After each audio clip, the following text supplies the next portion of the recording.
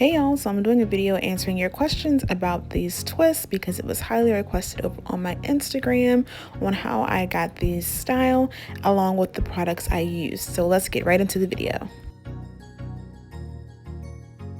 So guys, for these jumbo twists, I went ahead and did the rubber band method, and if you guys are like myself, you are probably in an area that has been affected by social distancing if you're on the East Coast. If you're not on the East Coast and you're not affected, then you totally may be able to find some of these supplies in other stores, but right now many businesses are closed. That includes beauty supply stores, and I did need to pick up rubber bands in order to do the method to get the base of my twist nice and tight. And it's nice in an invisible method. That's kind of what I do really like about it, despite the fact that there is a rubber band at the base of my hair to start off the style. And I was able to find these rubber bands in the color black from Scoonchy, the brand, and these were at Target. And Target is one of the businesses that, since it sells groceries as well, it's actually still open, so I was able to find those there, which is a good plug in the instance that you are actually looking to do a protective style while you are on social distancing, lockdown, quarantine, all the things, and not able to get to a beauty supply store. Also, another thing to remember is that there are online beauty supply store retailers as well. One that I personally have used, they're not a sponsor to this video, they just are a brand I've actually used, is Sam's Beauty. So I'm actually going to put the link to this hair, which is the Lulu Tress Water Wave hair in 18 inches, in the description of this video. They actually have it in stock, and the color I use is 1B, but I wish I could have actually found an even lighter color, honestly, because my natural hair at the base is actually still quite lighter than this, but I kind of wanted more of a dark uniform look. But for you guys that have seen my hair blown out, you know it's more of an auburn, and it's even like a light reddish at the tips. So yeah, I just kind of have my ends tucked in. And if you guys can find the Free Tress Water Wave, which was the hair suggested by the actual originator of the passion twist style, I'd actually recommend that over this hair, but this hair is actually not bad. I went ahead and did chunkier sized twist this time, and I actually used 4 packs in total. It wasn't until I got to the very top that I was kind of stretching a little bit, and I will say the very first time I did passion twist, I used 6 packs, which is recommended for a really full install. But personally, I actually like how this install came out a lot better, because using 6 packs of that hair, it was heavy, very heavy, especially when I would wear it up like this, and it was actually bothersome after a while. So for me, I really have gotten used to like the passion, not passion, but the spring twists and the knotless braids and the goddess braids that are a lot lighter, and they just feel so much lighter. Like, you have the braided extensions, but you don't have that weight anymore. So that's why I opted to use less hair. I was kind of stretching it towards the end, so I would recommend using 4.5 packs if you're gonna do jumbo. But what I ended up doing to make the install look nice and full was using larger sections. I think I probably in total have about 25 braids all over, 25 twists all over my hair, and in each twist I have varying amounts of hair. So for some of the twists, they are going to be chunkier and fuller, like this one, and they may have 4 strands of the braiding hair or the crochet hair in it, and for some that are like up here, it's thinner and I have maybe just 2 strands. And so I actually ended up liking that. I feel like I would actually replicate this method of installing passion twists going forward, just because the variance of using different hair as opposed to a uniform amount in each one actually gives it more of a natural look. And I'll insert some pictures of my hair when it's down so you guys can see what I'm saying. I actually really like how natural it looks, so I'll insert those pictures here.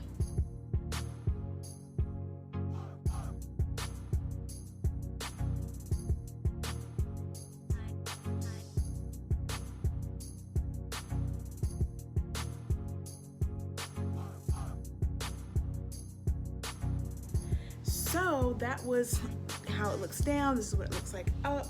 And I followed a tutorial using the rubber band method, but crochet free. So literally just at the base, I have gone ahead and made a section and then split the hair in 2, place the twisting hair in the middle and then close the section up together and then use the rubber band. And everything I'm saying will make sense when you watch the tutorial. Now, the only thing I will say is that I actually found this to be a little more challenging if your hair is longer. The young lady's tutorial that I followed, her hair is actually natural as well, but also it's a lot shorter, and so I will say grabbing and getting the hair through the rubber band is a lot easier if your hair is not as long. I feel like grabbing and gripping hair probably seems more challenging for shorter hair, but I actually feel like it's sometimes an advantage.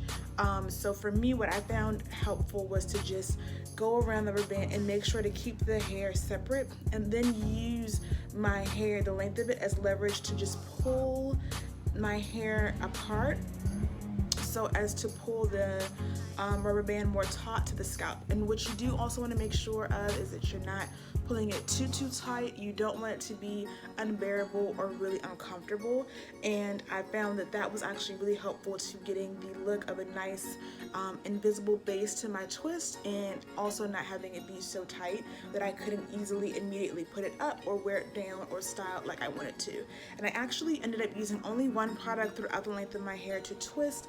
I know a lot of braiding videos recommend the Shine Jam, but I actually didn't feel like that was as good for my hair, maybe because it's thicker, maybe because it's got more length to it, or my edges. I actually ended up using this time. It's the Murray's Edge Wax, and I am really shocked that I liked it as much as I did. I also feel like I actually have quite a substantial amount of product left. You can't see exactly how much is left, but I'd say easily over half of this jar is left. And what I will say is that it can dry down with a slight white cast, so I just used some styling foam to go ahead and set everything and make sure that my hair looked nice and hydrated.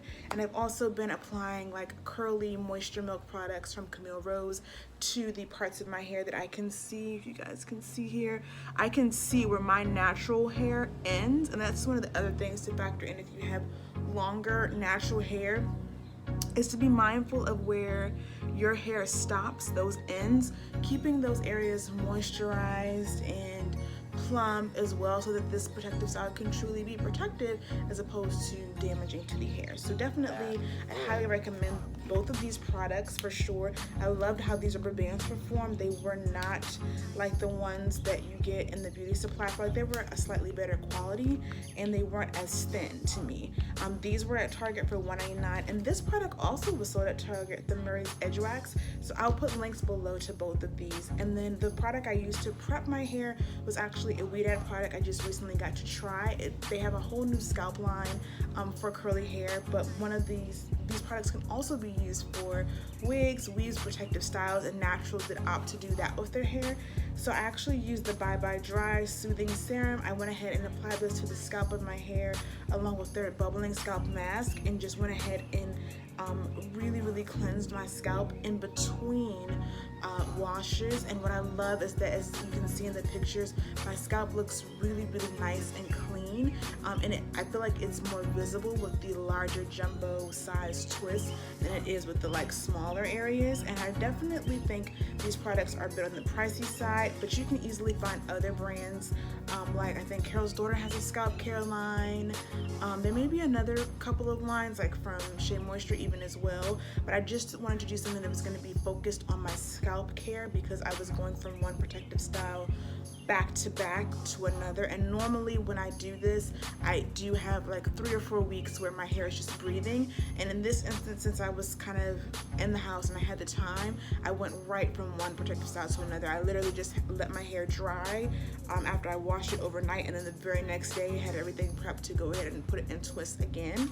And so for that reason, that's why I just wanted to be mindful of making sure my scalp was treated healthy. And that's what I will encourage anyone that's doing this, whether you're just doing it because you're on lockdown or because you love your protective style period, or even if you're wearing wigs, be mindful of giving your scalp the TLC and care it needs in order for your hair to really thrive and flourish.